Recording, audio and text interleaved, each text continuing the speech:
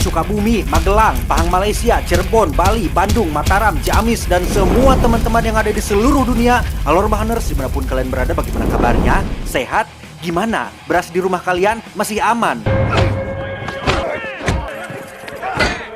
Berlatar di dalam sebuah penjara kelas 1 di New York, Amerika Serikat, cerita akan berfokus pada seorang napi yang merupakan mantan anggota kepolisian bernama Nick, di mana vonis hukuman penjara selama 25 tahun tengah ia jalani atas tuduhan kasus pencurian berlian milik seorang konglomerat ternama yang konon belakangan ini sedang jeblok, dan berlian itu merupakan satu-satunya aset paling berharga yang masih dimilikinya. Hurting? No. Tak berselang lama datang seorang polisi aktif bernama Mike yang sebagai mantan partner Nick saat masih bertugas dulu. Mike sengaja menemuinya untuk memberitahu bahwa ayahnya telah meninggal dunia, sehingga Nick pun meminta izin cuti sehari untuk menghadiri upacara pemakamannya. Pah.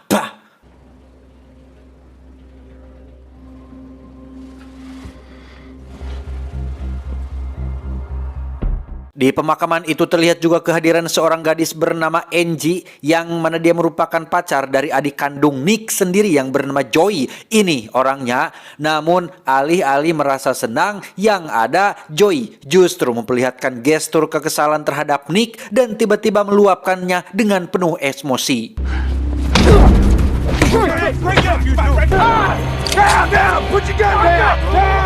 Tanpa disangka, Nick pun meluncurkan aksi perlawanan, di mana selain berhasil memaksa Joy untuk membuka borgol, Nick juga berhasil merebut kunci mobilnya untuk melarikan diri. Maka aksi kejar-kejaran dengan tim bantuan dari kepolisian pun tak terhindarkan.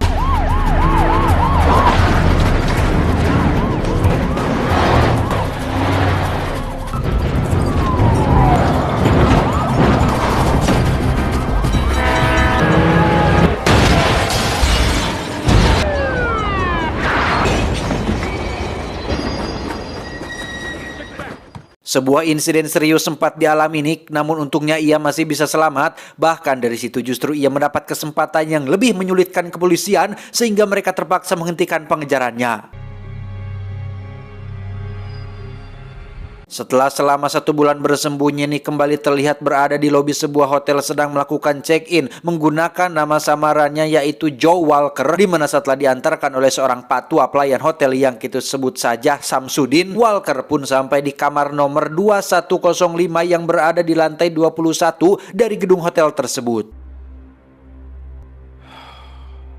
Sesaat Walker pun membersihkan sidik jari dari setiap benda yang ia sentuh, dan sempat juga menulis sebuah surat yang sengaja dibiarkan menggoler di meja kamarnya. Namun yang mengejutkan adalah ternyata Walker nekat menuruni sisi luar kamarnya yang seketika memancing reaksi histeris dari banyak orang yang berada di bawahnya. Dan inilah pria di tepi gawir.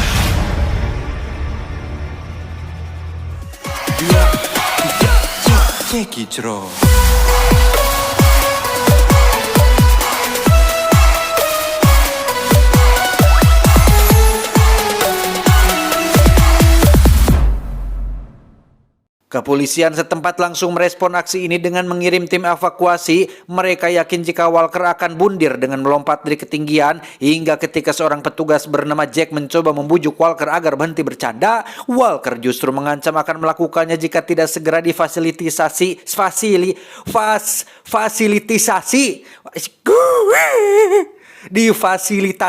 untuk bertemu dengan detektif Lydia, atau satu-satunya orang hukum yang menurutnya masih bisa dipercaya. Detective Lydia Mercer. Singkat cerita, Lydia pun terpaksa didatangkan, sementara di kamar Walker telah hadir juga seorang petinggi polisi bernama Dante. Ini cungurnya, di mana Jack membacakan isi dari surat tadi di hadapannya yang berbunyi, "Aku akan pergi dari dunia ini tanpa dosa." Sejurus Lydia dikejutkan oleh laporan tim forensik yang tak menemukan sedikit pun sidik jari Walker di kamarnya, sehingga terlintas kecurigaan Lydia jikalau ada sesuatu yang disembunyikan. Di samping ternyata si Walker memang memakai headset yang sedang ia gunakan untuk berkomunikasi dengan orang lain.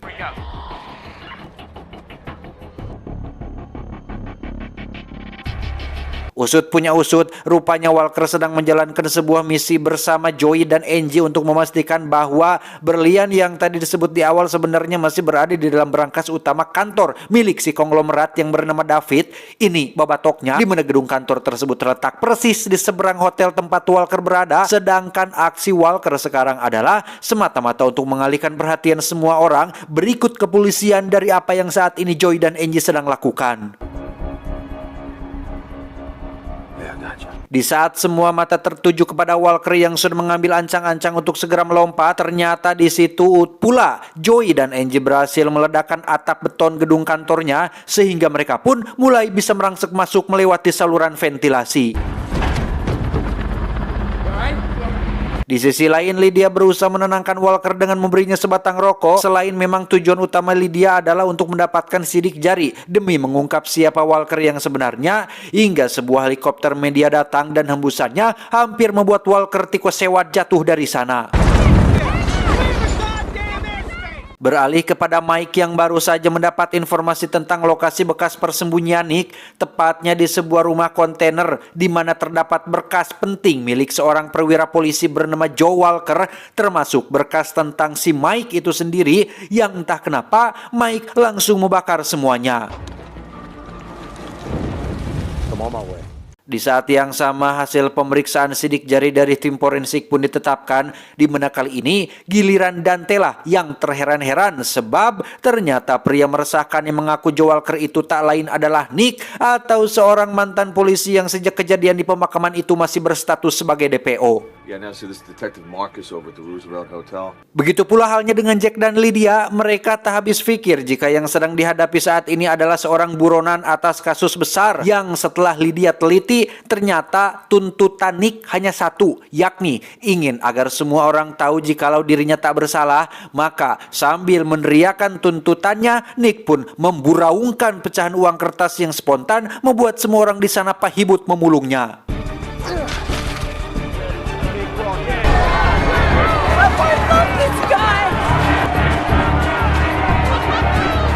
Dan ya, lagi-lagi itu merupakan bagian dari strategi Nick untuk mengulur waktu, karena di sisi lain Joey dan Angie masih harus persiapan untuk mendapatkan kode akses ruang berangkasnya seiring adanya perintah dari Dante agar satpam penjaga berangkas harus segera OTW memeriksa keadaan isinya. Dan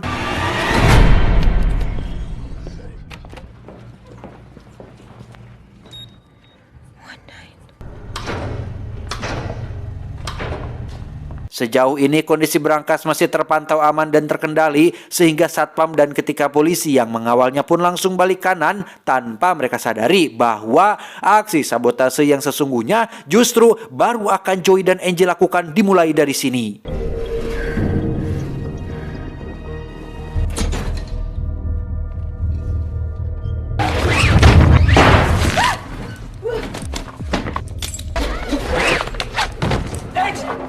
Akhirnya Lydia bersedia mendengarkan kesaksian Nick, bahkan ia pun sempat meminta bantuan dari satuan divisi yang dijamin steril dari berbagai kepentingan alias netral, yang dari keterangan mereka terungkaplah fakta baru bahwa Joe Walker yang asli adalah oknum polisi yang telah menghilangkan barang bukti sebuah transaksi kokain senilai $1 juta, namun ditemukan tewas seminggu setelah Nick hampir berhasil mengusutnya. Seketika Lydia mencurigai adanya keterlibatan antar kedua kasus ini sehingga ia langsung menanyakan kepada Dante. Namun alih-alih menjawab, justru si Dante ini malah menyiapkan pasukan taktis untuk menangkap Nick dengan dalih bahwa negosiasi yang Lydia lakukan sejauh ini tak membuahkan hasil.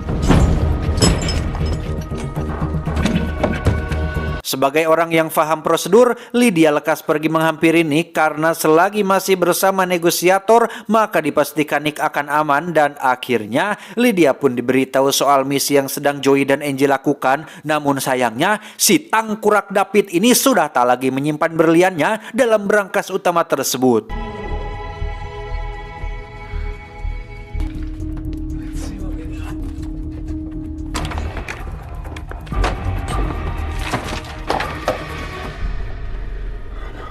Hal ini tak lantas membuat Joey dan Angie patah semangat, melainkan mereka langsung menyalakan alarm darurat pencurian yang dengan ini maka akhirnya si David pun terpaksa keluar kandang untuk mengamankan berliannya yang memang sudah dia pindahkan ke sebuah brankas khusus.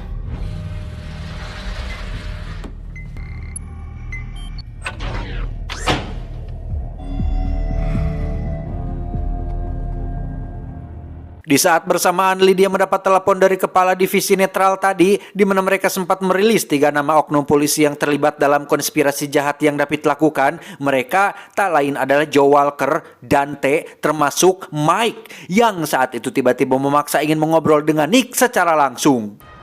We're still in the diamond. Sebagai rekanan yang sudah cukup lama mengamati sepak terjang Mike, tentu saja Nick tak sekonyong-konyong percaya jika Mike tidak ikut terlibat, apalagi di balik itu ternyata Dante sudah mengerahkan semua pasukannya untuk menyergap dan...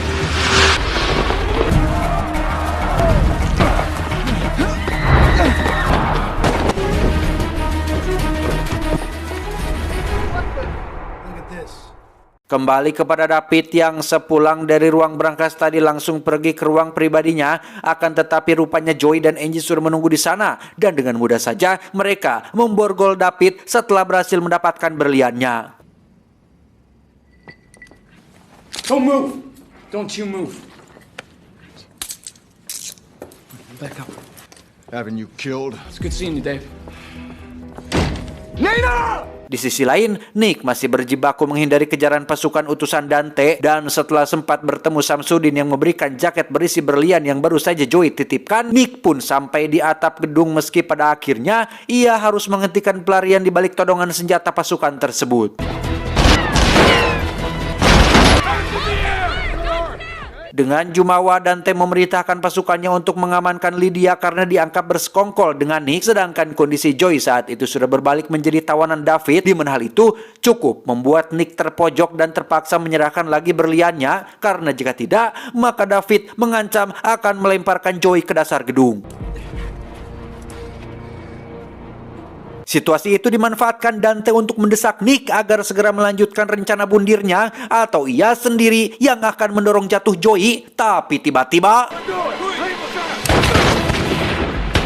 Ya, keterlibatan Mike sejauh ini rupanya tak menyadari jika semuanya ditujukan untuk menjebak Nick, yang karena itu ia pun mencoba untuk menolongnya, sementara Dante yang masih hidup sempat bangkit dan hampir berhasil menghabisi Nick, akan tetapi... Di saat yang sama terlihat keangkuhan si David yang merasa telah sukses mengamankan berliannya dengan menjadikan Nick sebagai kambing hitam. Padahal di sisi lain Nick sudah bertekad bulat untuk tetap memperjuangkan kebenaran demi membersihkan nama baiknya walau apapun resiko yang harus ia hadapi. Aksi nekat tersebut membuat orang-orang di bawah gedung seketika mengerumuni bantalan matras tempat Nick mendarat. Namun di samping para petugas kepolisian yang semakin memperketat penjagaan, ternyata Nick masih bisa menyusul David sekaligus membongkar semua kebohongannya karena terbukti bahwa berlian itu memang masih berada di dalam sakunya.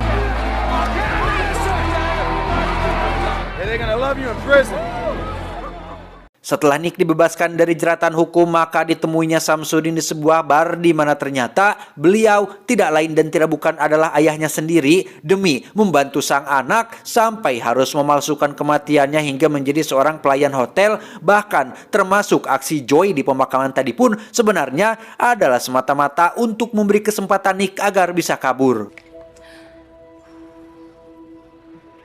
Keberhasilan mereka tentunya tak lepas dari peranan Angie, yang mana Joey pun berinisiatif menggunakan momentum ini dengan langsung mempersuntingnya untuk dijadikan istri. Wow.